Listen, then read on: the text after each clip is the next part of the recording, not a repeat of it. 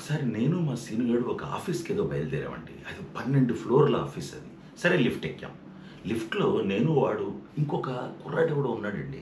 వాడు 1 KG ice cream అండి. 1 KG ice cream family pack. అలా తినేస్తున్నాడు. ఎవరి చోట్ల అలా తినేస్తున్నాడు. వాడు అదే పని మీద ఉన్నాడు. సీనుగాడు నా వైపు చూసాడు. చూస్తే మనకెందుకురా మనకెందుకు అన్నాను. సీనుగాడు ఊరుకోలేదు. వాడి వైపు తిరిగి బాబు అలా 1 కేజీ ఐస్ క్రీమ్ అమ్మా, అది ఫ్యామిలీ ప్యాక్ అమ్మా, నువ్వు ఒక్కడివి తినేస్తే నిమోనియా వస్తుందమ్మా, నిమోనియా అన్నాడు. వాడు ఊరుకోలే. వాడు ఇలా స్ట్రైట్‌గా నించుని మా నానమ్మ 103 ఏళ్ళు, మా నాన్నమ్మకి ఇంకా బతికే ఉంది. మా నానమ్మకి 103 ఏళ్ళు ఇంకా బతికే ఉంది. ఏంటి ఇలా ఐస్ క్రీమ్ తినా? ఏంటి ఇలా ఐస్ క్రీమ్ తినా అన్నాడు మా సీనుగాడు. ఐస్ క్రీమ్ తినటం వల్ల కాదు. ఐస్ క్రీమ్ తినటం వల్ల కాదు. పక్క వాళ్ళకి సలహాలు ఇవ్వదు. పక్క వాళ్ళ వరకే సలహాలు ఇవ్వదు. తన పని తను చూసుకుంటుంది.